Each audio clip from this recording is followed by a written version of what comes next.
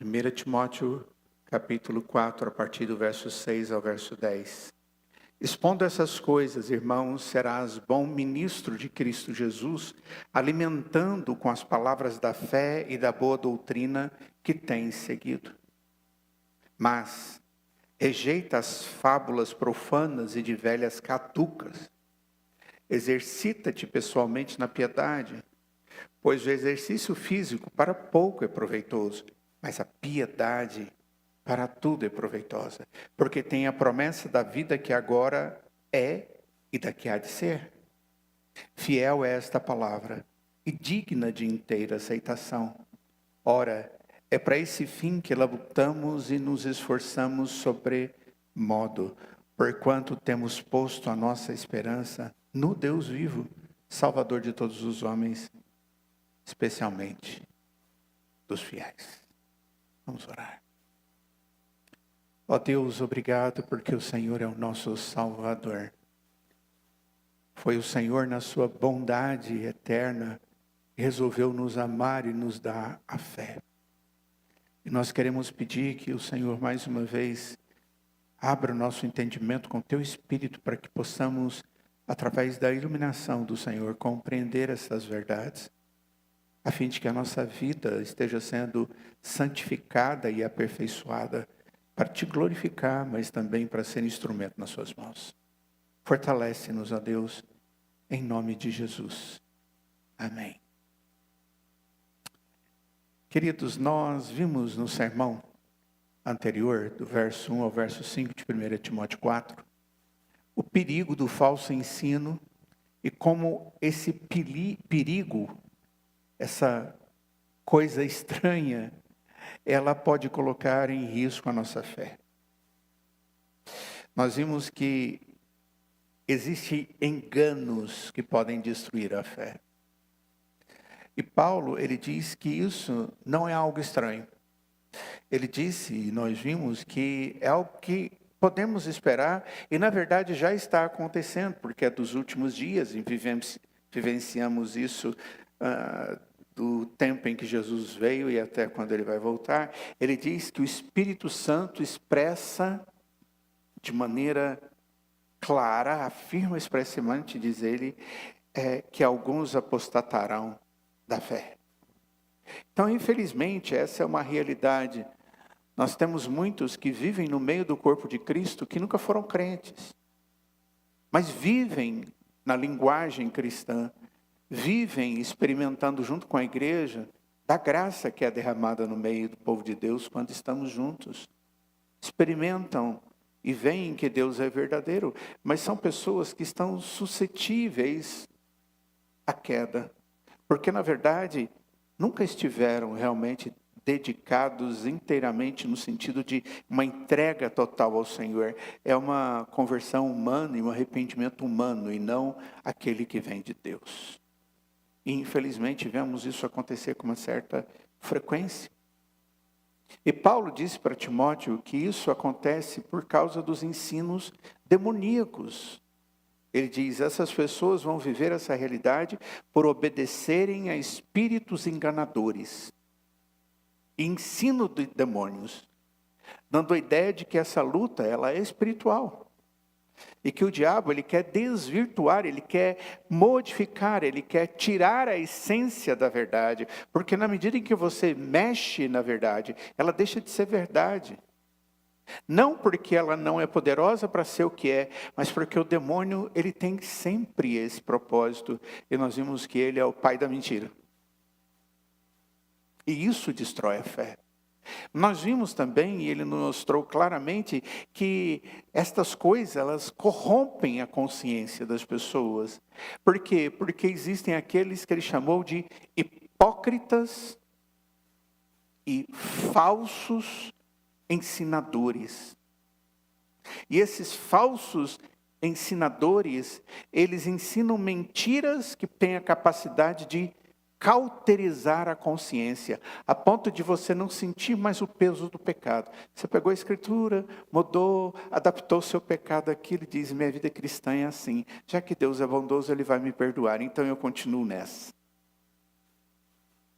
E Paulo continua dizendo que isso promove uma espiritualidade não baseado naquilo que Deus diz que é espiritualidade, mas baseado naquilo que eu coloco como regras de cristianismo. Aí ele diz: proíbam casamentos, exigem abstinência de alimentos, ou algum cumprimento de lei, dizendo: isso basta para que eu seja conhecido e possa me chamar como um cristão. E ele diz: está tudo errado.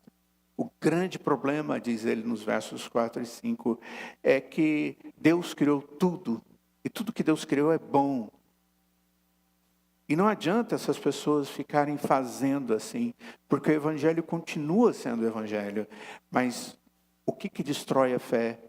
Esse engano, que na verdade é uma adulteração da Escritura e que produz um cristianismo completamente falso. E nós concluímos vendo que isso é algo que realmente nós corremos risco. Vira e mexe, a gente fica tentando se justificar para encaixar em ensinamentos que, quando nós vamos para a Escritura, são ensinamentos falsos. Só que agora, o apóstolo Paulo, nesse texto, ele muda o foco. E ele vai nos mostrar, diferente do texto anterior, ou dos 5 primeiros versos, onde ele mostrou que a fé é alguma coisa que pode ser corrompida e perdida. Agora, dos versos 6 a 10, ele vai nos mostrar que a fé, ela é preservada. E esse ato de preservação é o ato de socorro que Deus faz para nós, por nós, em nós. Ele usa a expressão dizendo que existe um caminho do naufrágio da fé. Aquele afundamento do barco que parecia estar tudo bem. Um Titanic construído com toda a tecnologia, cheio de detalhes e belezas, de aparências. Mas não tinha certos sistemas suficientes para defendê-lo, aquele barco grande, da destruição. E agora, o que Paulo nos mostra é que Deus tem todos esses sistemas para que a gente se mantenha diante das intempéries do mar revolto. O que Paulo está nos mostrando aqui não é simplesmente teologia, ele está nos mostrando, através de um ato de aconselhamento bíblico que ele está fazendo com Timóteo, como que de maneira prática nós vamos conseguir nos manter estáveis na fé e perseverantes na prática da fé. É isso que nós vemos agora dos versos 6 ao verso 10. Uma fé preservada, quando o crente verdadeiro se alimenta da palavra e vive com disciplina espiritual e coloca a sua esperança no Deus vivo. Então vamos lá. O tema é como permanecer na fé. E a primeira coisa que Paulo nos diz no verso 6 é que nós devemos nos alimentar da palavra e da boa doutrina. Ele diz: alimentando com as palavras da fé e da boa doutrina que tens seguido. É muito interessante porque ele não fala de algo estranho e que nunca tinha sido conhecido.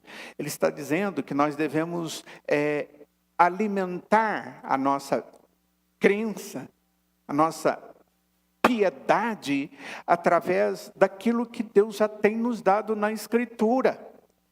Quando nós estudamos a Escritura, o que nós encontramos ali são princípios de verdade. Isso é doutrina. Doutrina não é algo ruim, pelo contrário, é a essência da palavra, é o entendimento das verdades que estão ali, mas um entendimento pleno, organizado, complexo, mas perfeito, e que é revelado por Deus ao nosso coração, através do Espírito, na medida em que a palavra, que era completamente estranha, começa a ser percebida, e eu digo, é isso, eu não entendi essas verdades, e agora eu entendo, esta palavra, essa doutrina, é algo que eu já experimentei e eu estou seguindo. Paulo está trazendo algo que é essencial, irmãos. Um bom servo de Cristo é alguém que se nutre da palavra e nutrido pela palavra, aproveita isso para viver melhor. Eu estive pensando aqui numa situação bem simples para a gente entender. Quando nós vivemos de tal forma que precisamos de algumas atividades para vivermos bem. Conversa com César depois, ele tem sérias orientações para dar para vocês. Se nós paramos, se nós ficamos quietos, a tendência do nosso corpo que se alimenta, que se nutre de coisas de repente boas. Eu sou alguém que utilizo bem a minha alimentação, mas eu não faço com que ela me dê as verdadeiras condições que eu preciso, porque não é só isso. Eu preciso exercitar. Eu preciso usar essa energia para fortalecer os meus músculos, para dar a melhor condição da sustentação da minha coluna e não ter dor nas costas. Boa sustentação na musculação da minha perna, para que as articulações e tudo mais possam ter todas as condições para me suportar diante de situações que eu não estou esperando. E aí você faz um movimento, você fala, agora eu vou, mas você se preparou e você se dá bem. O que Paulo está falando é de algo essencial para alguém que ouve o Evangelho, é nutrido pela palavra, que é o Evangelho, mas é alguém que precisa estar atento, porque Deus dá tudo isso para que seja colocado de maneira útil na nossa vida, no dia a dia. A vida cristã e o ministério cristão começa com uma realidade, e essa realidade, ela não é exterior, ela é interior. Antes de ensinar o que Paulo está dizendo para Timóteo, ele diz, Timóteo, você precisa se alimentar. Você precisa ter forças. Você precisa estar em condições para enfrentar a situação. E ensinar o Evangelho, pregar o Evangelho, viver o Evangelho e contra aquilo que vai contra o Evangelho de Deus. Eu preciso ter condições. Isso vai...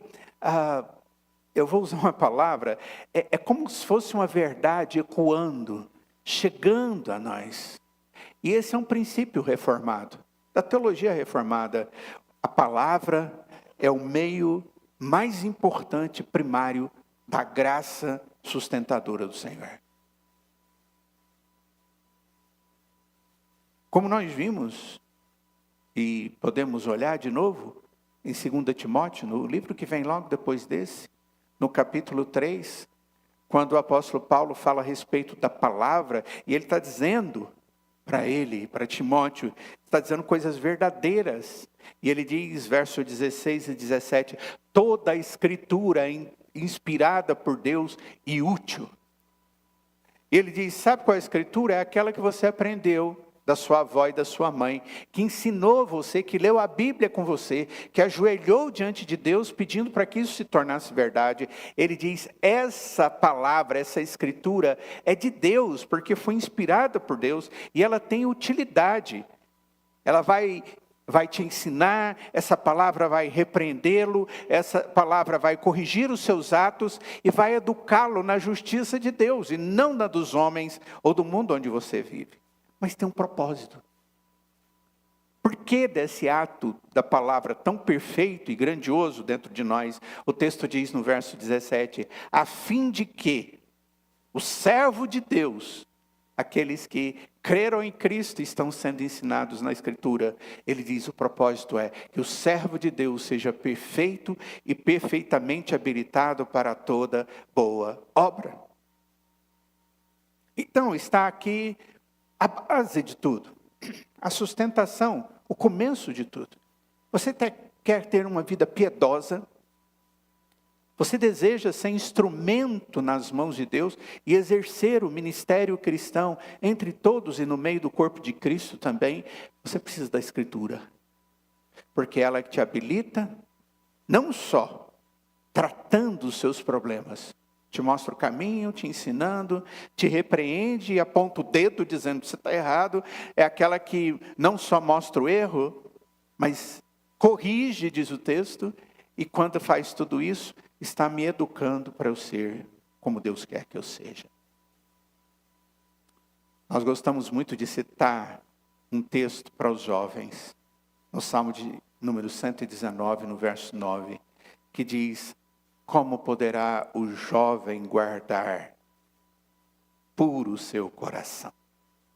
Lembram disso? O que tem que fazer? Observe-o segundo a tua palavra. Então essa é a primeira verdade que a gente vê aqui, na sua primeira afirmação. É uma verdade que pregamos, que tem que ser a verdade que nós cremos e que nos molda. Ou seja, aquilo que temos aprendido como verdade tem que estar moldando a nossa vida, para que eu possa, consequentemente, falar para as pessoas, ou viver estas coisas no meio das pessoas. O texto, ele traz aqui e enfatiza com clareza o que é mais importante. O quê? Que o combustível da vida cristã, aquilo que me dá a condição de continuar, o combustível do meu ministério cristão, é uma piedade na presença de Deus, que age no nosso coração com a sua palavra. O combustível da vida piedosa é a Escritura. Alguém que não lê a Escritura, não estuda a Escritura, não ora e pede a Deus para moldar a sua vida pela Escritura, ele não tem combustível para uma vida santa. Porque quem promove isso e direciona a nossa vida é Deus, e Ele o faz pela palavra. Você quer ter uma vida de piedade? Leia a Escritura. Escute a exposição adequada da Escritura. Seja fiel a Deus nesse quesito importantíssimo. Por quê? Porque a negligência da palavra, ela leva ao enfraquecimento espiritual. É aquele indivíduo raquítico. É aquele indivíduo fraco. Porque tem pouco contato com a palavra. É aquele crente confuso. Pouca doutrina sólida, poucos ensinamentos colocados no coração. Não encontra respostas porque não buscou aonde encontra respostas. Ele procura respostas no mundo, na sabedoria do mundo, na sua própria sabedoria, nos adventos e nas coisas que estão acontecendo, e acaba sendo um crente confuso, porque ele vai encontrar achos, ideias. Eu acho que. A Escritura não acha, ela afirma. E vira e mexe, encontramos crentes confusos diante das circunstâncias da vida, e estão confusos porque não encontram na Escritura respostas. E não encontram na Escritura respostas, e por isso estão confusos, porque não estudam a Escritura. E aí são pessoas que têm os seus corações totalmente jogados para sofrer. Você quer curar o coração seu, que está sofrendo diante da ausência de respostas? Leia a Escritura. Porque Deus cura o coração doído com a palavra. Ele traz respostas. Nós temos então crentes fracos, porque não conhecem a palavra. Confusos, porque não encontram respostas, porque não leem a palavra. E nós encontramos crentes instáveis. O crente instável, ele é o vacilão, ele fica assim. Ele oscila o tempo inteiro. No momento, você vê ele praticando a palavra com uma expressão de alegria, de adoração, de piedade. Ele levanta mais cedo para vir para a igreja. Ele cuida da sua vida. Ele vai atrás daquele que está angustiado, ansioso, temente. Ele vive como alguém que você diz, é assim que deve ser. Mas passa um pouco, você olha, cadê ele? Onde ele está? Ele está no mundo, dando uma folguinha na sua espiritualidade, tentando se esconder de Deus, porque a ausência da piedade está demonstrada. São crentes instáveis, porque vacilam na prática da palavra, porque não se sujeitam. Por quê? Porque tem uma pouca nutrição espiritual. Crentes fracos, sem Escritura. Crentes confusos, porque não encontram respostas, porque não leem a Escritura. E crentes instáveis, vacilões. Tem hora que está aqui e outra está longe. E depois está aqui e depois está longe. E você diz, o que esse indivíduo é? Como está a sua alimentação espiritual? Como que você tem consumido mais conteúdo da Escritura? E talvez a pergunta mais difícil e que vem e arrebenta a gente. Você tem buscado e tem consumido? Você tem engolido mais conteúdo que o mundo te dá? Ou conteúdo que a Escritura te dá? Essa resposta vai te levar ao momento que você vive na espiritualidade. E você sabe a resposta correta para o resgate. Segunda coisa que Paulo traz como resposta para que perseveremos na fé é: vá em frente. E saiba por que você está indo em frente. Seja intencional na piedade. Eu quero ser piedoso. Busque a piedade. Do mesmo jeito que você busca outras coisas na sua vida. Queridos, eu acompanho muito adolescentes. É interessante isso. Que estão vivendo momentos difíceis. Hoje o adolescente contemporâneo, ele vive sob pressão. Ele vai para a escola de manhã e de tarde. Ele tem que fazer uma lista de exercícios de cada matéria assustadora. Ele tem que se preparar para o Enem, para os vestibulares da vida. Ele tem que fazer aula de reforço disso, daquilo. Ele tem que estudar outra língua.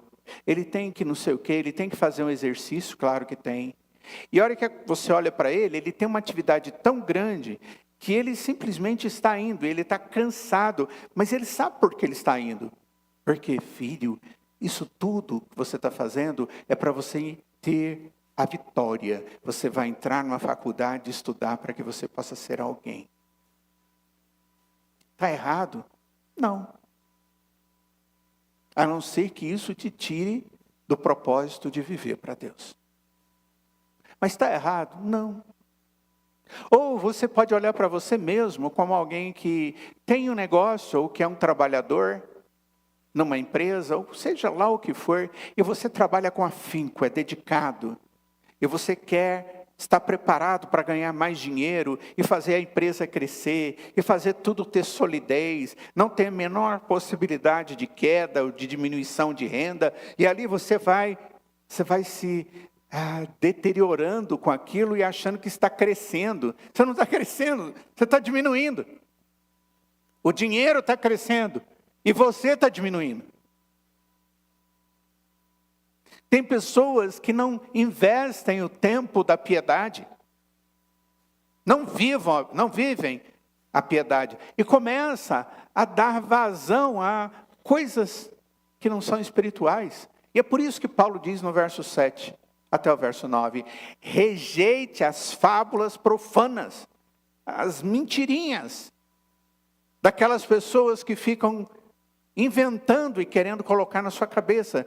Paulo chama aqui de velhas caducas. Deixa isso para lá. E ao contrário disso, exercite-se pessoalmente. Mas exercite-se pessoalmente na piedade. E aí ele diz, pois o exercício físico tem algum valor, mas a piedade tem valor para tudo. Olha, aquelas coisas que você faz e o seu empenho, a sua dedicação para você encontrar os méritos e os benefícios disso, você vai ter. Mas se essas coisas são pequenas, porque o que é grande mesmo, o que é eterno é a piedade. João Calvino, ele falando sobre piedade, e eu estive procurando nas suas institutas, ele diz, chamo de piedade aquela reverência unida ao amor de Deus, que o conhecimento de seus benefícios produz. É exatamente isso. A vida cristã não começa com regras de velhas caducas, ou de cristãos que geram coisas e entendem que aquilo é ser cristão e não a intimidade com Deus. Ou seja, a vida cristã não começa com essas regras, mas com um coração que conhece a Deus e por causa disso ama a Deus, reverencia a Deus, obedece a Deus, serve a Deus. O que nós vemos nesses 3 versos aí, que é o verso 7 ao verso 9, nós vemos Paulo usando uma linguagem fácil de compreender. Ele diz: rejeite algo, faça algo. Nós normalmente dizemos para as pessoas rejeitarem alguma coisa. Filho, não faça isso. A sua informação para o seu filho tem de ser: não faça isso por causa disso, disso, disso. Isso educa. Quando você tira o errado e coloca o certo no lugar. Filho, não diga mentira. Antes, diga a verdade. Não roube. Antes disso, trabalhe com as suas próprias mãos para que dela você tenha sustento e ainda pode ajudar os outros. A Escritura é plena disso. Esses 2 textos que eu mencionei para vocês, essas 2 ideias a gente encontra no livro de Efésios. Então essa ideia de deixar para lá uma coisa e pegar outra é bíblico. E Paulo usa muito isso. Ele diz: tire a sua velha roupa do homem que não tinha Deus, impiedoso, e revista-se de uma nova roupa, segundo Deus. Puxa, é como se houvesse um treinamento. Vamos deixar a preguiça de lado e vamos nos animar. Vamos fazer as coisas acontecer. Então a primeira coisa que você tem que entender, e eu também, é que eu preciso ter a rejeição. Porque a piedade, a vida piedosa, ela exige rejeição.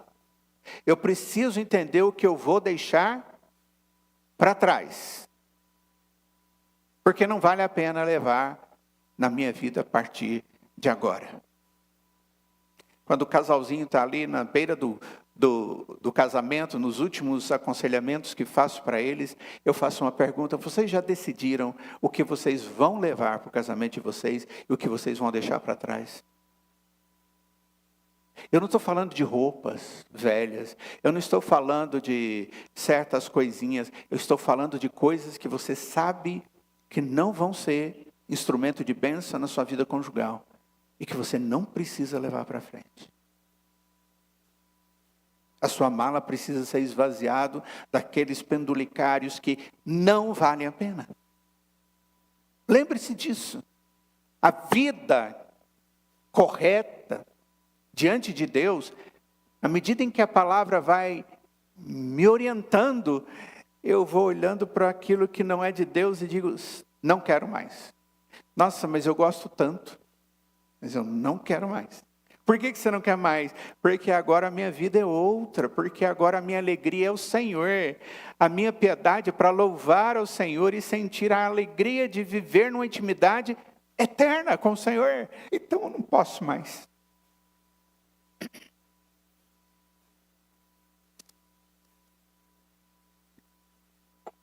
Aí alguém diz para você: você não pode comer açúcar. Você tem que evitar o açúcar.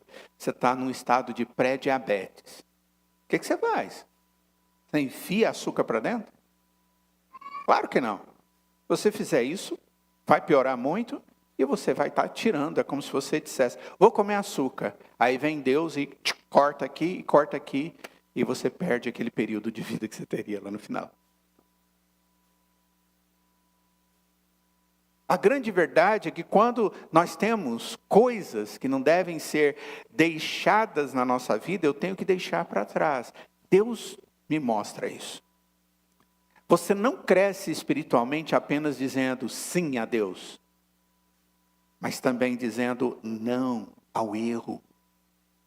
E eu vou repetir. Você não cresce espiritualmente apenas dizendo sim a Deus, mas também dizendo não ao erro, que agora você percebe com todos os detalhes, porque a lupa do Evangelho te mostra. Paulo diz algo assim em Colossenses capítulo 2, verso 8.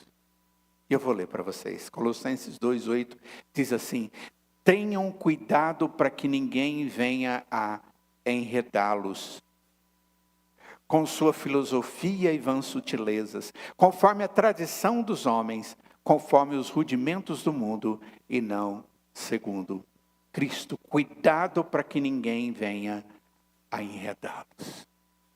A piedade, eu tenho que dizer, não. Ah, você está querendo pregar filosofia? Não. Você está querendo pregar tradição? Não. Religiosidade? Também não.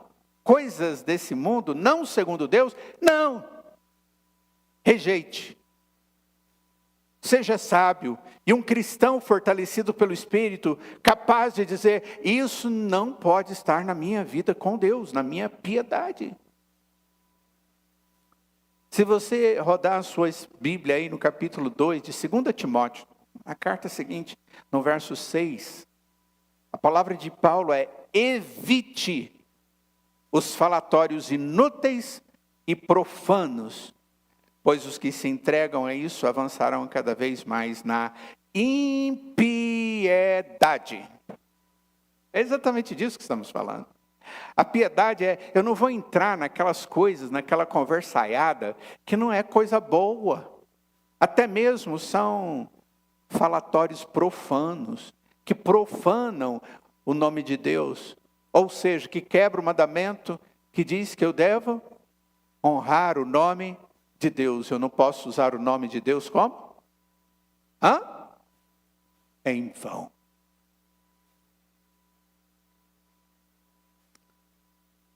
Existem conteúdos, irmãos, existem ideias, existem influências que você precisa cortar da sua vida. E às vezes o cortar tem a ver com pessoas que você exalta demais e que toda vez que está com você te leva a coisas profanas. E às vezes você até mesmo usa o nome de Deus em vão, porque você ri daquilo. Porque você sente alegria naquilo. Nós temos que evitar de maneira intencional, objetiva. Essa é uma boa estratégia quando se trata de pecado e ensino falso. Evite. Não conviva com aquilo que vai destruir o que Deus tem de melhor para você. Outra coisa que fica claro aqui nesse ponto é que a piedade, ela exige disciplina. O texto diz: exercita-te na piedade. Verso 7. Timóteo é orientado a exercitar. O termo exercitar aqui, ele remete ao treinamento atlético. É uma metáfora, uma figura. Era familiar para o povo daquela época de Éfeso, pois a cultura daquela época era a cultura greco-romana. E eles sabiam muito bem das competições que tinham aquelas pessoas atléticas e tudo mais. Essa região de Éfeso não está longe da Grécia. Hoje é ali aquela região da Turquia. Mas qual a realidade? A realidade é que os atletas, eles dedicam enorme quantidade de tempo e esforço, um esforço até mesmo dolorido. Eles desgastam e consomem energia. Eles têm esforços para desenvolver as suas habilidades, para que na hora da competição eles possam alcançar os seus alvos. Essa é a metáfora. Eu tenho que ser alguém que continue. Está doendo, mas eu sei que vou dar conta. Nossa, eu fiz o primeiro dia de exercícios, parece que eu não consigo nem mexer os braços, nem sair da cama. Está tudo doendo. Continua. Isso vai acabar rapidão. Mas muitas vezes não passa do primeiro dia de exercício físico. Deve até acontecer isso muito, né, César? Não, isso não é para mim. Estou fora. Eu lembro a primeira vez que eu fui numa aula de Pilates. Pensei, vai ser tranquilo. vai ser tranquilão. Pilates é coisa de mulher, coisa... Gente do céu, eu saí de lá morto. Tinha uns exercícios que eu falava, como é que a minha mulher faz isso? Durante 10 anos já, ela faz esse Pilates. Ela estica, ela faz isso, ela fica no ar. Ela... Hã? Mas ela chegou onde chegou porque ela exercitou. A vida espiritual, nós chegamos onde Deus quer que cheguemos, enfrentando as dificuldades, que são internas, que são externas, que são diabólicas, que são humanas, que não são de Deus. Mas a verdadeira piedade, ela exige disciplina. Exercita-te. Faz o exercício da piedade. Exercitar a piedade refere-se aqui a uma vida totalmente consagrada a Deus de maneira específica, e que você olha e observa e diz, aqui tem piedade. Isso é exercitar a piedade. É o exercício da verdade, dizendo não, sim. Nossa, eu gostava daquilo, mas não posso mais. Ora, é isso que eu tenho que viver, eu vou me adaptar. Eu vou me adaptar e o Espírito vai me abençoar e eu vou ter alegria nisso. Queridos, assim como tudo na vida, a piedade não vem naturalmente ou automaticamente. Eu não torno a mim mesmo completamente santo de uma vez. Eu não tenho uma piedade aumentada, aperfeiçoada, burilada automaticamente. É um processo de vida cristã. Nós vamos crescendo. Isso requer treinamento. Eu sei onde eu vou. Ele é intencional. Mesmo sendo difícil, eu vou perseverar. A santidade, ela exige esse esforço desejado. Uma determinação que vai levar a dizer não a algumas coisas para você dizer sim a outras. Existem coisas tão difíceis de serem largadas. Tem a ver com culturas, tem a ver com linguagens, tem a ver com expressões, tem a ver com um bocado de coisa. E você sabe do que eu estou falando. Eu, quando era jovem, adolescente, não crente, apesar de ter sido educado na igreja, quando eu estava com meus amigos, eu falava milhares de besteiras. As minhas palavras, elas eram cheias de expressões ridículas. Mas que, para o convívio que eu tinha, era normal. Quando o Espírito de Deus entrou no meu coração, me converteu, eu comecei a ter um crivo, eu comecei a julgar a mim mesmo. E a hora que eu falava certa expressão, que hoje, se eu usasse, seria tratado como homofobia minha, aquilo começou a machucar a minha mente, o meu coração, e a minha boca começou a fechar quanto àquilo. E os hábitos começam a mudar. Não, lá na minha cultura a gente fala isso mesmo, não tem problema nenhum. O quê? O que é do Senhor Jesus agora é tudo, inclusive a sua boca.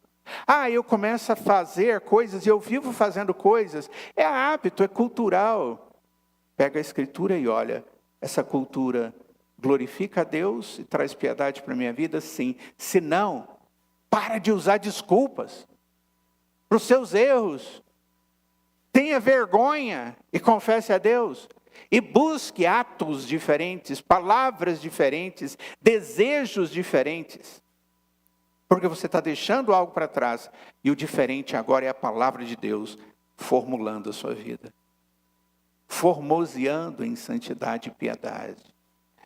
Queridos, para que isso ocorra é necessário disciplina espiritual.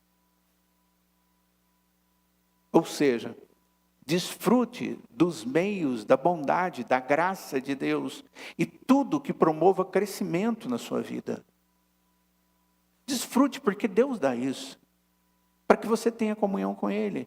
Desfrute da palavra, desfrute da ceia do Senhor, que é um ato perdoador de comunhão, de alegria e de adoração. Ore, comunga com o Senhor e com o povo de Deus. Cultue ao Senhor com alegria. São várias coisas, eu poderia falar muitas outras que Deus nos traz, para que no meio esteja a palavra, e no meio esteja o agir dele para o meu crescimento. E isso nos ensina algumas coisas muito preciosas, irmãos, da vida cristã prática. Santidade não é automática. Você não compra santidade. Segundo, crescimento espiritual, ele é ativo, ele não é passivo. Eu vou crescer na minha vida espiritual, mas você não faz nada para crescer. Não existe esse negócio. Eu tenho que me esforçar na piedade, exercitar na piedade. Não é algo passivo. Vou lá e vou receber o que está sendo dito. Domingo eu já vim, ouvi coisas boas. Até gosto do que o pastor fala, gosto do jeito dele. Ele, cara, é legal, ou eu não gosto, mas a palavra é de Deus. E aí eu vou embora e acabou. Eu exercitei o que tinha que exercitar na semana para eu ser reconhecido como piedoso. Para com isso. É vida diária, constante, cada segundo, cada momento de existência. Isso é eu exercitar. E crescimento espiritual não é passivo, é ativo. E outra coisa, maturidade. Os irmãos sabem o que é ser maduro. Eu conheço muito homem com 60 anos de idade, que é adolescente. Vive as coisas da adolescência. Maturidade não acontece por acaso. E alguns ainda ficam parados no tempo. Eu já sou santo o suficiente, eu já sou piedoso, as pessoas me veem assim, eu me sinto bem assim, eu não preciso me esforçar mais. Desde quando você acha que você já está exatamente igual Cristo é? Porque o referencial para a gente buscar é sermos igual a Cristo.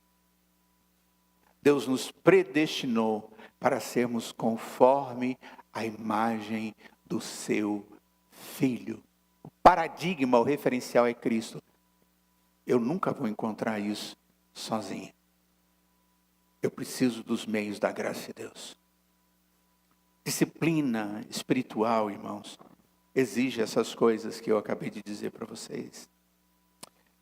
A disciplina espiritual não salva, ela é para o salvo.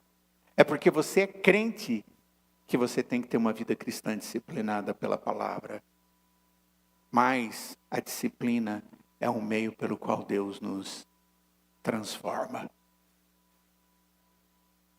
Paulo diz isso, ou sobre isso, quando ele escreve aos Filipenses, no capítulo 2, a partir do verso 12 e o verso 13, ele diz: assim, meus amados, como vocês sempre obedeceram, não só na minha presença, porém muito mais agora na minha ausência, diz ele, desenvolvam a sua salvação com temor e tremor.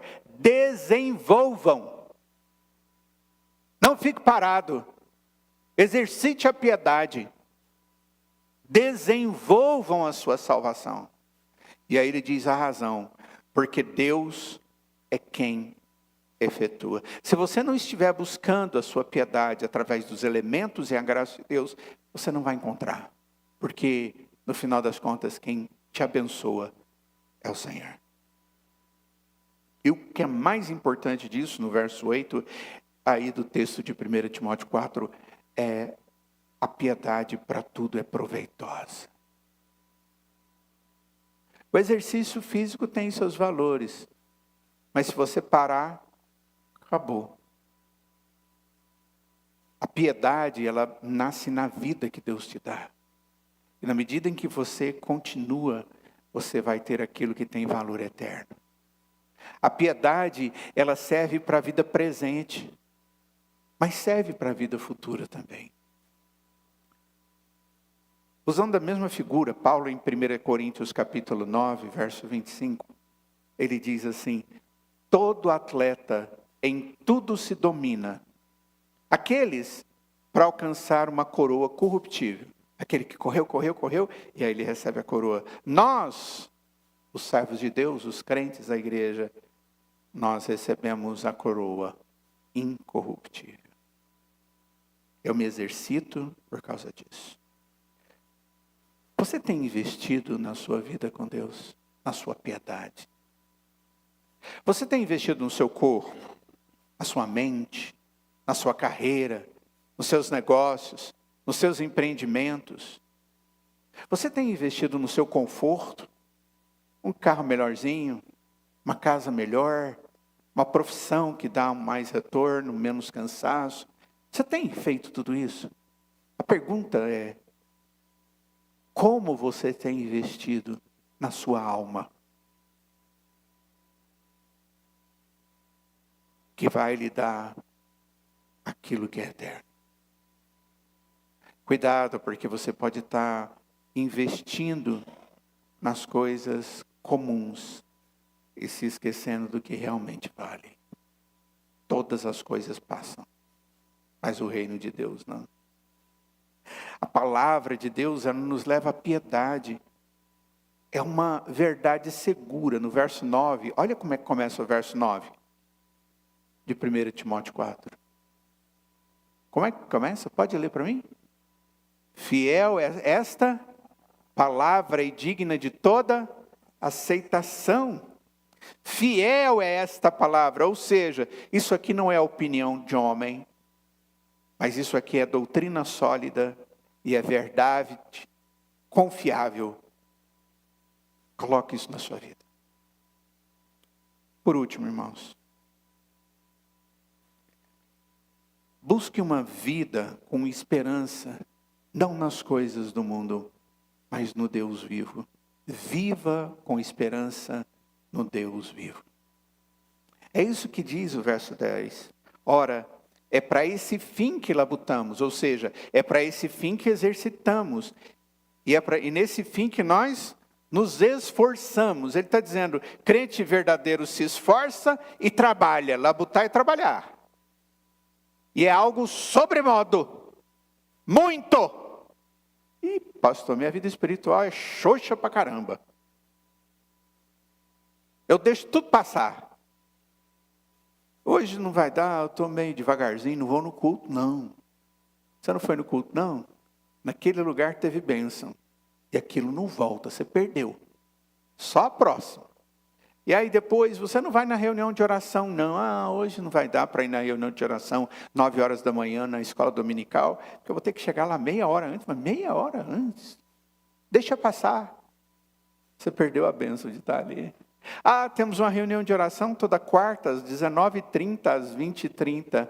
Puxa vida, ela vem, nós oramos, nós choramos, angustiamos, nos alegramos nas nossas orações, naqueles momentos.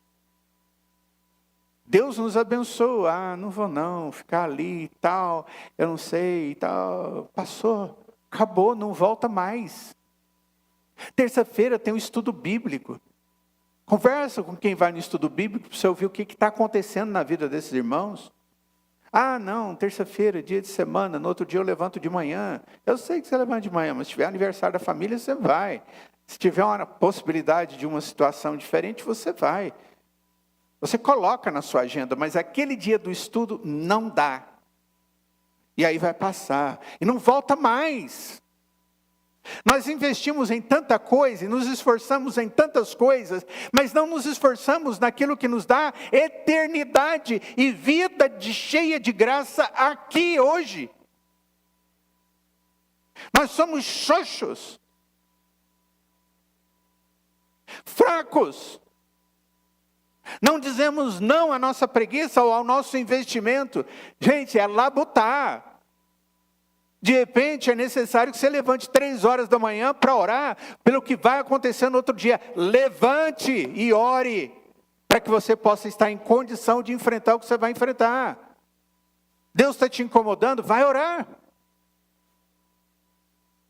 Eu preciso ler, mas hoje eu já estou cansado, trabalhei tanto, mas você não trabalhou e nem esforçou e nem deu tempo e nem fez aquele exercício espiritual. Vai ler a Bíblia, cara. Lava o rosto.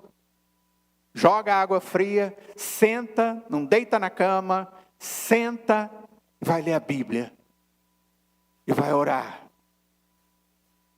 Na hora que você começar a orar, pede perdão a Deus, porque você estava fugindo de algo que era bênção. Porque esse é o princípio que a Escritura está nos ensinando. A motivação da piedade do cristão não é porque tenho medo, eu faço isso porque senão Deus vai acabar comigo. Não é isso. A piedade na vida do cristão, ela tem que acontecer por causa da esperança que nós temos, por causa de Deus. O apóstolo Paulo aqui no verso 10 diz: temos posto a nossa esperança no Deus vivo. Esse é o centro da vida cristã. A motivação da piedade não é o medo, é a esperança. A vida cristã não é movida por culpa, por legalismo, por pressão, mas pela esperança e pela presença de Deus na nossa vida. A razão da piedade é por causa daquilo que Deus é, e aquilo que Ele faz, e aquilo que Ele promete. Sabe quando começa esse processo? Quando Deus vem com o seu espírito e move o seu coração, e você abre os olhos da alma e vê o que a palavra diz, e você se converte. O processo de Deus na nossa vida começa quando você e eu, uma pessoa, admite que é pecadora e que precisa de um Salvador e Perdoador. E, consequentemente, recebe Cristo como base da esperança prometida por Deus. É isso que tem que me motivar todo dia. Senhor, abri os olhos. Ai, que bom o Senhor está aqui comigo. Oh, Deus, me abençoa nesse dia. Não sai de perto de mim. Segura na minha mão. Me empurra na hora que for necessário. Me segura. Me protege. Me abençoa. Esse processo é o dia inteiro. O autor de Hebreus, no capítulo 6, verso 19, eu lembro muito bem quando eu expus isso aqui para os irmãos. O texto fala da âncora da alma. E o texto diz: temos essa esperança como âncora da alma, segura e firme. A âncora da alma é a Escritura, é a verdade sendo aplicada no nosso coração quando vivemos para Deus. A vida cristã, irmãos, bota na cachola. Ixi, cachola já tem muito tempo que não viu isso, né? Bota na cabeça. A vida cristã, ela envolve esforço real. Vida cristã, esforço real. É para esse fim que labutamos e nos esforçamos sobremodo. É isso que está dizendo o texto. A busca pela santidade não é fácil, mas ela tem que ser desejada. Nós vivemos num mundo ameaçador. Há uma força constante querendo nos lançar para fora da piedade. Ontem, num site cristão, eu vi um vídeo de um pastor holandês sendo retirado de dentro do templo, na hora do culto, pela polícia. Que ele estava pregando o evangelho e falando a respeito da conversão. E alguém manda mensagem para a polícia e diz: olha, ele está querendo nos convencer. Ele está pregando o evangelho que convence mesmo. Isso é religiosidade, isso é espiritualidade. Ele estava sendo preso. E tiraram ele da igreja, aí um jornalista veio conversar com isso, a polícia veio de forma truculenta e joga o jornalista para lá, o fotógrafo para cá, e vai levando ele para o camburão. E ele dizendo: eu vou continuar o que eu estava falando para vocês. Esse é o mundo que nós vivemos. Vivemos nesse mundo ameaçador. Existe uma força querendo nos tirar da vida de piedade. O próprio diabo. Paulo reconhece isso. Nós vivemos para esse propósito. Ele diz: é para esse fim que nós labutamos e nos esforçamos sobremodo. Isso aqui normalmente corrige 2 erros. A passividade espiritual é aquele crente xoxo, passivo. Eu me envolvi com o que é necessário, porque na verdade eu já sou salvo. O que o texto está dizendo é: ei, você está errado. Passividade não é o que Deus quer, isso é erro. O segundo erro é a falsa ideia de deixar as coisas acontecer. Tudo acontece do jeito que Deus quer. Só que na Escritura, Deus diz de maneira objetiva o que Ele quer. E cuidado quando você viver o que Deus não quer, porque Ele vai discipliná-lo, para que você veja o seu erro, se arrependa e viva o que Ele quer. Deus é o Salvador, e isso define tudo. Finalzinho do verso 10 diz: Salvador de todos os homens, especialmente dos fiéis. Deus envia a igreja, a mim, a você, ao povo de Deus, para vivermos o Evangelho de maneira piedosa e, como consequência, proclamar a salvação de Cristo através da nossa vida piedosa. O Evangelho, ele está aberto a todas as nações. A Escritura diz que devemos pregar o Evangelho a toda criatura, indo por todo lugar. Eu não estou trazendo uma mensagem universalista da salvação. A salvação é para quem crê, não é para qualquer um, não é para todos, no sentido genérico. O Evangelho, ele é para ser pregado a todos. Eu nem sei quem são aqueles que Deus tem reservado para a vida eterna. Contudo, a morte só se aplica àqueles que realmente precisam dela. E Deus aplica a morte em nós, através da morte de Cristo Jesus. A morte de Jesus, embora suficiente para todos, uma obra completamente eficaz, ela se torna eficiente para aqueles que acreditam, para aqueles que têm fé, especialmente dos fiéis, diz Paulo. Deus só salva aqueles que têm esperança em Cristo. Esse é o centro do Evangelho. Nossa esperança não está em nós e na nossa piedade, mas em Deus, que promove piedade em nós. Concluindo, eu creio que o texto, ele responde uma grande pergunta pastoral. Como evitar o naufrágio na fé? Como ajudar pessoas a naufragarem na fé? Como ajudar pessoas que estão magoadas, chateadas, doídas, feridas no coração, para que elas possam não ficarem feridas, mas serem curadas e não naufragarem. A resposta aqui são 3 coisas. Primeiro, alimente-se da palavra. Segunda coisa, seja desejoso da piedade. Deseje, se esforce, dedique-se. E por último, coloque sua esperança em Deus. Essas foram as 3 verdades que Paulo nos ensinou aqui. Palavra, esperança e vida disciplinada. Queridos, a piedade para o cristão não é opcional. A piedade é o começo, o meio e o fim da vida cristã. Faz parte de todo momento. Você não se treina para a piedade porque simplesmente você precisa dela. Mas nós nos treinamos na piedade porque não há maneira melhor de viver como servo de Deus. Lembre-se disso. Você crê nisso? Porque essa é o que a palavra de Deus nos diz.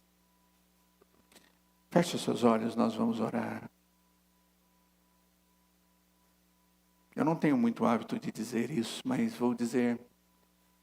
Se você, nesse momento, está compreendendo que a sua vida piedosa, ela está xoxa, fria, longe do que deveria ser, você olha para você mesmo e vê que você não está se exercitando na fé e na piedade. O Senhor precisa fortalecer o seu coração. Peça para Deus em nome de Jesus isso. Confesse a Deus. Feche os seus olhos e ore. Converse com o Senhor.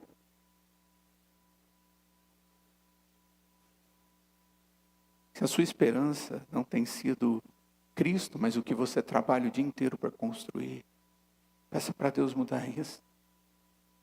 para que a sua esperança seja o próprio Senhor, que te ama e cuida de você. Faça essa oração em nome de Jesus. É um compromisso. E se você não está fazendo isso com verdade, pare a sua oração e é isso aí. Mas se é verdadeiro de dentro da sua alma, lá do profundinho, em nome de Jesus, faça essa oração.